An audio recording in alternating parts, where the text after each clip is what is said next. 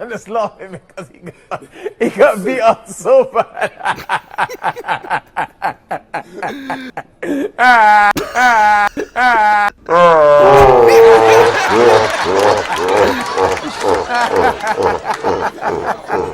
got beat up so bad.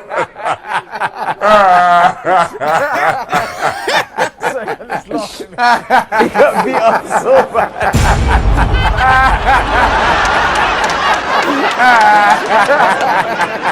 Sorry, I'm just laughing.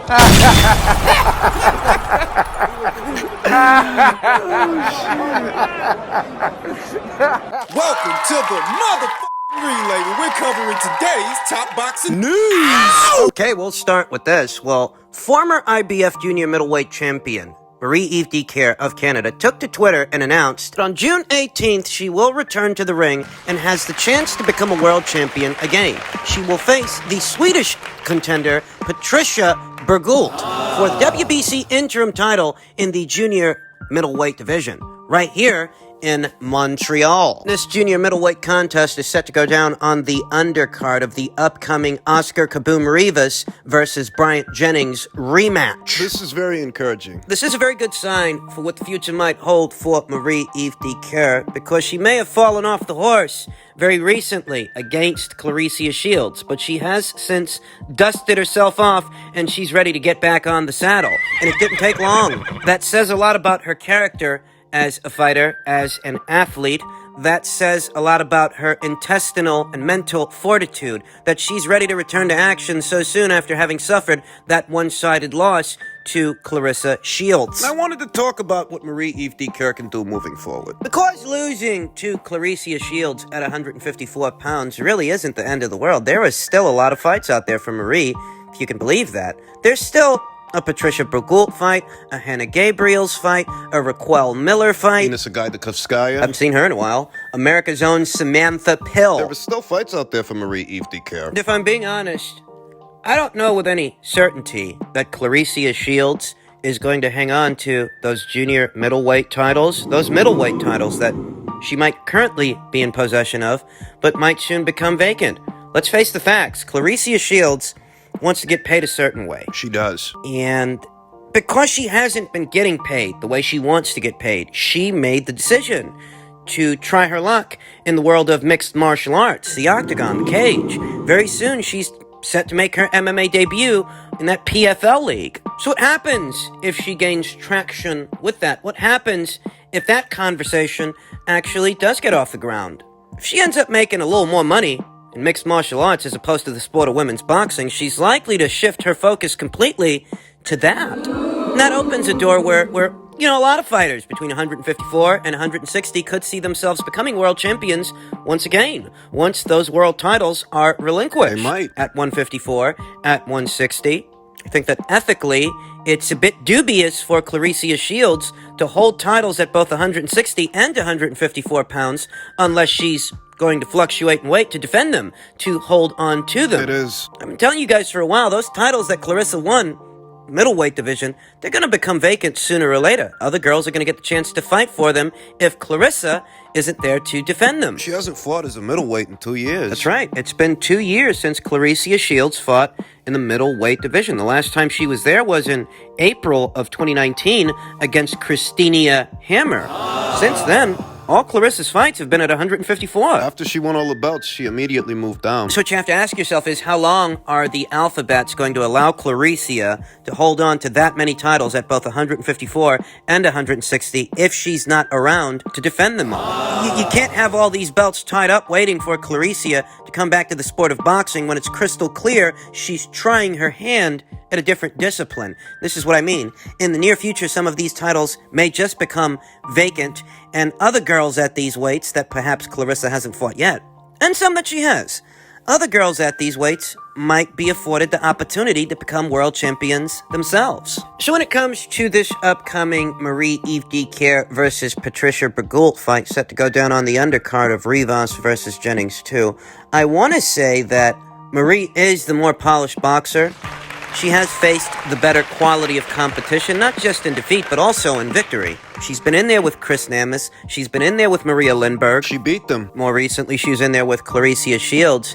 And the silver lining there is that at least we can say Marie-Eve Caire has seen action in the last 12 months, whereas young Patricia Berghult hasn't seen any action in over 12 months. The last time she had a fight was in 2019 against Hannah Rankin. Marie's got more experience. More professional fights against the higher caliber fighters than young Patricia Berghult. The best fighter that Patricia's fought so far really is Hannah Rankin. The rest of her opponents are pedestrian level, at best. I want to say that the look of Marie versus the look of Patricia is Marie's a lot more subtle, a lot more nuanced. And I understand that Clarissa Shields definitely outclassed her, and she definitely did. But Marie-Eve Caire still is a good boxer. And in this fight, she's the finesse fighter. Patricia is still a little bit more crude, a little bit more rough around the edges than someone like Marie. So this is a winnable fight for the former IBF champion to rebound off of. Yeah, I don't think she's going to end up like Nikki Adler. The former super middleweight champion Nikki Adler, who suffered her first professional loss at the hands of Clarissa Shields and never recovered, never rebounded. She lost the fight after that and subsequently retired. I think Marie's a little better than that. I think she stands a genuine possibility of winning this fight because she is a more nuanced boxer to the eye than Patricia Berghult. She has faced a better quality of competition overall in victory and defeat, just one defeat. And she won't have in front of her in June what she just had in front of her in March. Patricia Berghult shows promise, but she's no Clarissa Shields. I mean, she's not. Now, this fight is for the WBC interim title. Those of you there may not be aware that Patricia Berghult is the WBC's interim champion at junior middleweight. She won it in the Hannah Rankin fight of 2019. This isn't a full-fledged title fight, but it does line up the winner for one. So we'll talk more about this fight as the fight date approaches. In other news, per tweet from Michael Benson, I'm sure that most of you have heard by now, Eddie Hearn has revealed that he's looking to stage a super flyweight doubleheader later this year with Juan Estrada versus Roman Gonzalez III, WBA and WBC franchise titles, alongside Sisraket Sorhungvisai versus Carlos Quadras II, WBC title. The winners will then meet afterwards, once the smoke settles and once the victors emerge. Encouraging news, exciting news. But on the heels of the controversy associated with the scoring of Chocolatito versus Gallo Estrada II, one is left to wonder what the hell can Roman Gonzalez do differently in a third fight that he didn't do in a second fight. To a lot of people, he won that second fight. To a lot of people, he was the busier, more effective fighter, landing the cleaner shots. That whenever Juan Francisco Estrada tried to get a salvo going, Choco would stop him in his tracks. not only stop him in his tracks, but take control of the situation. Juan Francisco Estrada's back touched those ropes a hell of a lot more than Roman Gonzalez's did, and while both guys managed to get off some clean, photo-finish punches, this happened more often than not for Choco than Juan. He visibly hurt Juan late in the fight. Looked like Juan Was on unsteady legs. but they ended up giving it to Juan Francisco Estrada. Jesse Reyes, he scored the fight 113-115. David Sutherland had it 115-113. Whereas Carlos Sucre was the odd man out. Carlos Sucre's scorecard was not in keeping with either Jesse Reyes's or David Sutherland's. That if you want to say it's a close fight, you can look at both of those guys' scorecards and see that, okay, those guys were watching a close fight. What the fuck was Carlos Sucre watching? 117-111. That's how he had the fight. He had it as a lopsided victory in favor of Juan Francisco Estrada. And I'm sure you guys haven't forgotten already that there was a lot of outrage over this, that can't be how the guy had it. The WBA said they were going to investigate that guy, have him reconcile what his reasoning was. We haven't heard much about that last couple of days, last couple of weeks. I don't think that's going to go anywhere. I don't think that's going to result in anything. He probably won't get to score the third fight on that premise, though the damage is done, isn't it? Because one thing you don't get back is the time lost. Nothing can be done about that. This fight was a physically taxing fight on both of the fighters, both on Chocolatito and Gallo Estrada. However, psychologically, one is left to wonder what this kind of controversy does to Chocolatito psychologically when it's the second controversial loss he's been given in his illustrious career. Lest we forget, a lot of people didn't think Sorhungvisai beat him the first time. He put a stamp on him Put a stamp on it. in the second fight, the rematch. But in the first fight, there was a lot of controversy over how the fight was scored because there were a lot of people that felt Chocolatito had done enough to keep his title. Here in this Juan Francisco Estrada rematch, there's a very similar theme, a very similar sentiment. Moreover, there's a feeling that Chocolatito was robbed. So what effect does that have on a fighter psychologically when he must once again conjure up the energy, conjure up the enthusiasm, muster it up, the fight, to do this one more time with the same guy on the heels of that controversial decision? Can he put on a performance in the third fight like the one he just put up in the second fight? And even if he does, will that be enough to secure the victory? Because apparently he didn't do enough in the second fight. Not the Carlos Sucre. What's he gotta do, hit Juan with a chair? This is good news, but it's news that is also bittersweet. I look forward to seeing the third fight. I look forward to seeing the rematch with Sorbrun Visay and Carlos Quadras. I look forward to the card in its entirety, but I can't help but wonder if Chocolatito doesn't have a splinter in his mind for having suffered yet another controversial loss. The only thing to do is knock Juan out.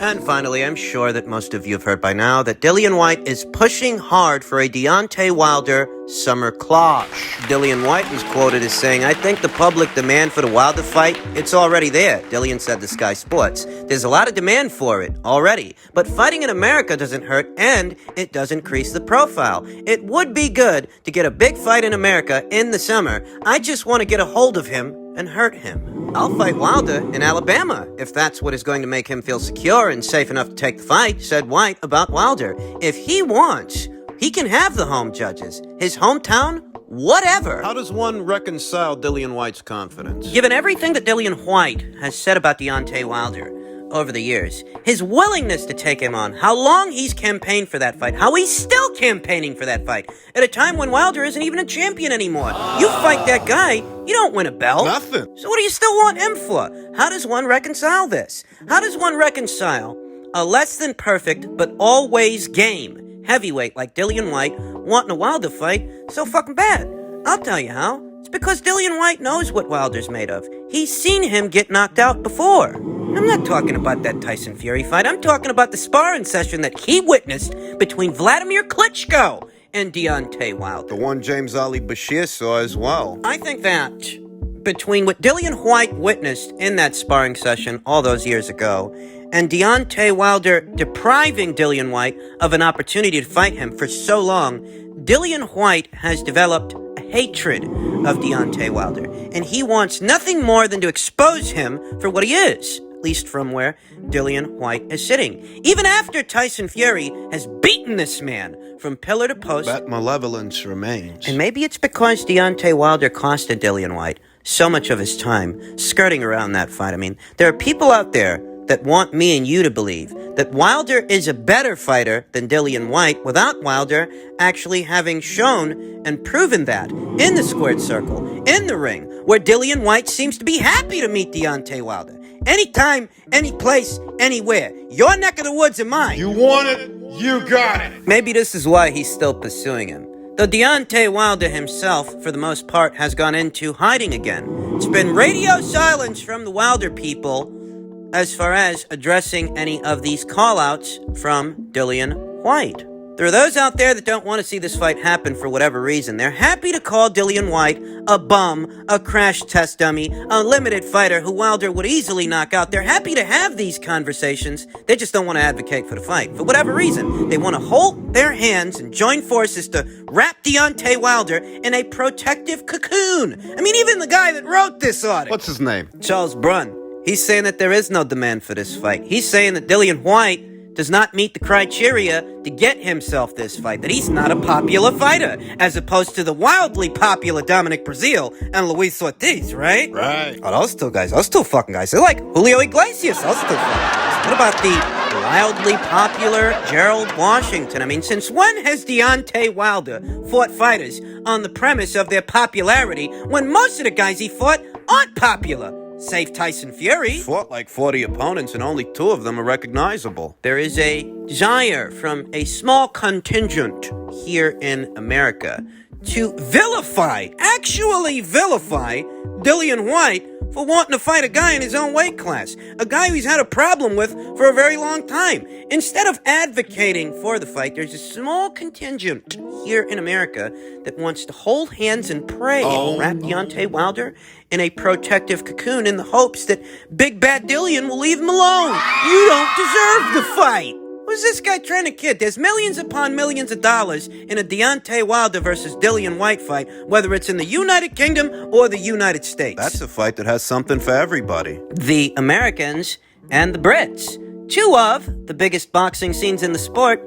Here today, it's got something for the Americans, it's got something for the Brits, it's got something for the Wilder fans, it's got something for the Whyte fans. Moreover, for Deontay Wilder, it's a genuine possibility to rebound off that loss to Tyson Fury, who he's not going to be fighting in his next fight. So it's time to let it go and start focusing on the future. But maybe, now that Wilder's in his mid-30s, he just ain't got the fire that he once had, if he ever had it.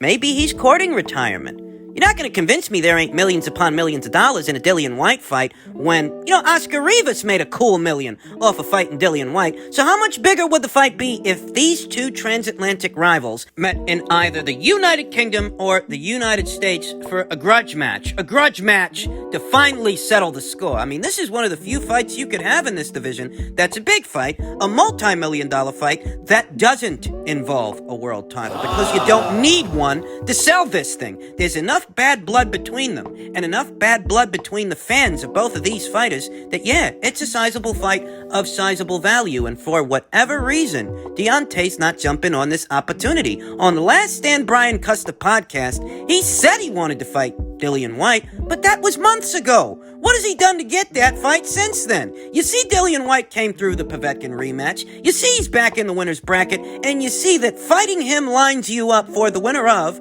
Joshua versus Fury via the WBC. So what's the holdup? What are you waiting for? He wanted to fight Dillian right off the loss to Povetkin. But now that Dillian has avenged that loss, now that Dillian is back in the winner's bracket, we're not seeing that same energy from Deontay Wilder, who he himself said he wants Dillian Whyte, he wants Dillian Whyte, he wants Dillian Whyte. That's what he said after Dillian lost to Povetkin. But now that he beat Povetkin, we're not seeing that same energy. If I didn't know better, I'd say the author of this article doesn't want the fight to happen. Sounds a lot like he's advocating against the fight. We know that Deontay Wilder's fans have never been particularly crazy about it. Did American fight fans turn into such pussies? Don't give me the mediation arbitration crap when reports show that mediation arbitration is for a payout, not a fight. He's not fighting Tyson Fury in his next fight. He's got nothing going on. Hey, Dillian's free.